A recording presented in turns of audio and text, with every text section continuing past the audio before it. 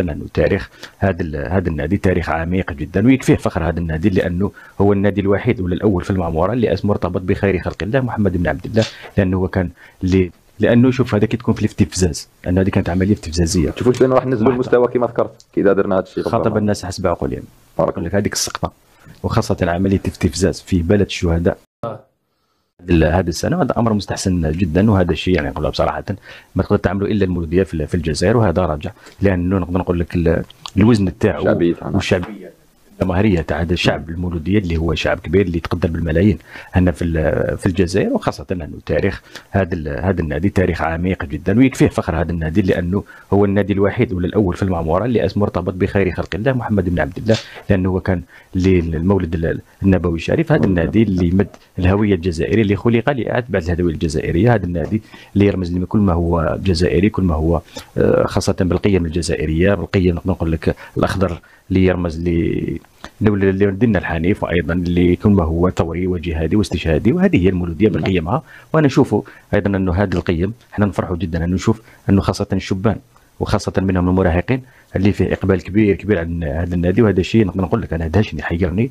لانه. وايضا على مستوى لاعبينا المحترفين نبدا بنهائي كاس الكاف. السيد عبد الرؤوف برناوي، ربما كل الجدل الذي حدث وكل الامور التي شاهدناها وكل التجاوزات التي شاهدناها في نهايه المطاف الزمالك بطلا لكاس الكاس. اكيد نهني الفائز الزمالك، يعني احنا من غير تعصب، ولا احنا الان من غير تعصب ومن غير ايضا ديماغوجيه رياضيا نهني الفائز، ونتاسف على خاصه اعمال شغب اللي كانت يعني في نهايه المقابله اللي ما تشرفش الرياضه والرياضيين. شفنا تعصب كثير واعمال شغب وعنف، كان حتى لو كان يكون يعني نقول لك تحايل ولا في انحياز، انا ما شفت على كل حال. انا صراحه ما تابعتش المباراه، شفت النتيجه، لكن فيه طريقه حضاريه اللي تحتاج بها ويعني تكون فيها الاحترازات. انه هذا العنف اللي صار عند النادي نهضة بركان، العنف اللفظي، العنف السياسي، عنف فكري، عنف حتى جسدي، ما راهوش رياضيا. هذا يدل انه هذا النادي جديد في هذه المنافسات. نقول لك مازالت عنده الدهشه ومخلوع شويه في حب يكسب بشتى الطرق، ما عرفش تكسب. لكن انا اقول لك في نهائي هذا كاس افريقيا الفائز الاكبر في هذه كاس الكاف هي القضيه الصحراويه اللي خدات رواج كبير عن طريق السقطه اللي ولا الغلطه اللي يعملها نادي نهضه بركان، لانه ادخال السياسه في الرياضه امر لا يليق. لكن الشيء اللي كان قبلوك اللي مناهض له انه رواج كبير اللي خاصه دعايه كبيره اللي خدت القضيه الصحراويه اللي تصدقني راح تقدم هذه القضيه بسنوات الى الامام ان شاء الله. نعم ان شاء الله. طبعا بالنسبه لقضيه اتحاد العاصمه التي ايضا اسرت الكثير من حبر الان، حتى كل الفرق الجزائريه راح تلعب الموسم المقبل متخوفه من هذه الامور ومن الخارطه وهذه التجاوزات. ما هي الحلول التي ترونها خاصه ربما بخبرتكم في مجال التسيير لكي نتفادى كل هذه الامور مستقبلا؟ نتحدث عن الانديه الجزائريه في الشامبيونز ليغ وكاس الكاف العام الجاي، ونتحدث على المنتخب الوطني في المغرب سنه 2005. هي شوف امور كيما هذه ما تقالش يعني في الاعلام. لكن انا عندي ليا بالنسبه لي عندي اقتراح تاعنا لانه معليش دوك نهبط شويه المستوى. لا تاي هذا دحميس عنده مقابل تيزانه اللي راح تجيك ايضا المغرب واستنى انتظر المفاجاه، لانه شوف هذا كي تكون في الاستفزاز، لانه هذه كانت عمليه استفزازيه. تشوفوش بان راح ننزلوا المستوى كما ذكرت كي اذا درنا هذا الشيء؟ خاطب الناس حسب عقولهم. بارك الله فيك. نعم، لان هذه ربما من بين الحلول التي يمكن انه تكون كرد على كل هذه التجاوزات. ننتظر لانه شوف انا نقول لك هذيك السقطه وخاصه عمليه استفزاز في بلد الشهداء وتجي يعني انا شوف انا كانت ظاهره لي استفزاز وكانت ظاهره باللي سقطه. انا شوف الامل اللي كان عندي هذيك تتكلم اليد الممدوده وما يشبه ذلك ده، انه انا كنت منتظر في لقاء العوده انه ينزع الرسم هذاك وتلعب مقابله. انت ربحت 3-0 وخلاص وخلي الاخويه وغلبني يا سيدي بهذه اليد المزعومه هذه الممدوده. لكن لا، هما تمادوا وشفنا امور اخرى زاد يعني انزلاقات اخرى. لكن انا نقول هي عمليا انا عندي من الدرايه وعندي من المعرفه كيفاش نوقف هذا. انا نقول لك هذا الضعيف كيفاش نوقف هذه المسخره هذه، لانه هذه مسخره غير قانونيه غير مقبوله من قوانين الدوليه وخاصه من قوانين الكاف اللي تقدر تجبر بقوه القانون وخاصه بقوه العداله انك باش توقف هذه المسخره. وكاين امور اخرى يعني اللي بدات تطبخ تحت، انا قلت لك ما خدمتهمش، واللي يعني انا نقول لك خاصه يعني شوف الجزائر هذه معليش بالبلد اللي هذه عزيزه وعزيزه حتى عند ربي اللي يخلط فيها انه يخلص كما يقولوا. لكن في امور اللي ما تكلموهاش.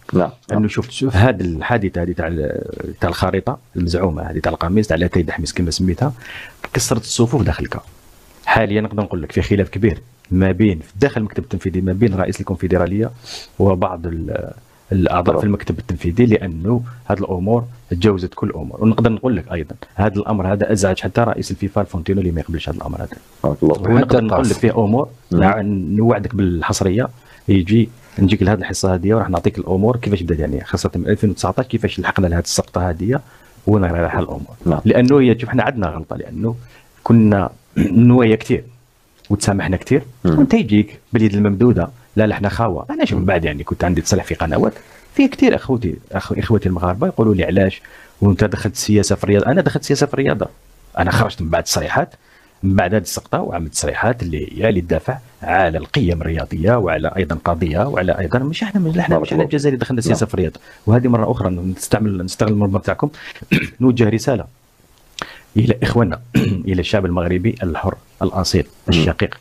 انا نقول لك احنا الشيء اللي يزعجني انا كجزائري، خلينا من بلا سلطات، يعني الموقف الرسمي ولا احنا كشعب جزائري راهو يزعجنا تصهين المغرب، راهو يزعجنا انه في وقت وين اخواننا في فلسطين يقتلوا ويذبحوا من طرف هذا الكيان الصهيوني، وهذا الكيان الصهيوني جبتوه لنا حتى الحدود وسمحتوا له باش يهددنا. احنا كشعب رانا نشوفوا كل هذه الصوت، لحقنا كل هذه الرساله. واش من الاخوه تكلمني حتى لو كان انا اخوك، انا اخ وصار في خلاف ما بيناتنا، انت تستعين بالعدو. واش من الاخوه؟ انا داخل البيت واحد صار خلاف بيني وبينك داخل الاخ، ومن بعد تروح تجيب لي عدو اخر من برا البيت وتدخلوا البيت وتستعن به. هذه اخوه. المفروض انه يكون الحلم، حتى لو كان يكون نقول لك الواحد يغلط في طرف اخر واحد يتغدى الطرف قدام نادي الاخوه. لكن انا نشوفوا هذا التصهين تاع الاخوه تاع المغرب، انا نقول المغرب الرسمي وليس المغرب الشعبي، المغرب التصهين المغرب الرسمي صار مقلق جدا ويقلقنا احنا كشعب جزائري اللي متشبت بقيمه، بقيم نقول لك العروبه وبقيم ديننا الاسلام الحنيف وبكل ما هو اللي يربط لي هي جمع هذه الامه، لانه نحن لسنا بشعوب، نحن امه من المحيط الى الخليج. احنا فرقنا يعني كما نقول لك المخطط اللاعين اللي سيسبيكو، لانه هذا جدا هذه الدويلات هذه اللي صارت اللي مخلوقه يعني باش مصنوعه يعني باش تفرق هذه الامه. وهذه الامه اللي كان عندها شان كبير، اللي كانت هي العالم هذا كان لاباس به. وهذه يقول لك النهضه العالميه والعلميه وخاصه هذا النظام العالمي الانساني اللي جاء عن طريق يعني كي الحضاره الاسلاميه العربيه الاسلاميه اللي مسكت العالم. معروف جدا انه هي اللي خرجت العالم نقدر نقول لك من البربريه اللي كان عايش فيها. لانه احنا نتمنى انه هذه الامه اللي تجمعنا الانتماء واللغه والدين. وانا نشوف انا الرساله نعطيها لك، الناس يتفرق بينا بالصهيونيه وبكل ما هو يجمع لهذا البلد. عودوا لرشدكم وولوا لعقلكم ونتمنى لكم ربي يهديكم ان شاء الله. ان شاء الله. شوف الاخ برناوي راح رجع واحد الجماعه هكذا سالوني على السيد برناوي. اليوم زاد استنتج من السيد برناوي انه ابتعاده على الرياضه ليس بضعف، يعني حابين يشوفوه كمسؤول كما كنت من قبل، بل هو الانسان اللي يستمتع بالحياه ديالو وما يحبش الخبث في الرياضه. هادو الناس اللي سالوني يعني اليوم اللي زدت عرفت من عنده حوايج باللي السي برناوي اذا كان تقدموا ليه قادر على العطاء. لانه ما عندناش مسؤولين على الكره، الناس اللي مخبيه في راسها وتعرف تمشي. كان عندنا مسؤول ولكن كما يقولوا كل واحد واش خدم. حنا اوني لا ماشي باش نكريتيكيو الناس هادو اللي راهم دوك على العارضه الرياضيه، ولكن بفضل الرجال ان شاء الله نتمنى باش السيد برناوي يولي في اقرب وقت للساحه الرياضيه وليس لكره القدم فقط، يعني حتى الاختصاص تاعو ولكن للساحه الرياضيه. وهذا الشيء اللي راح ان شاء الله ننهض به. انا تجيب لي دوك واحد خير من برناوي نقول لك احسن من برناوي. هذا مانيش نعطيك انا سي با دي فلور راني نعطيهم لك يا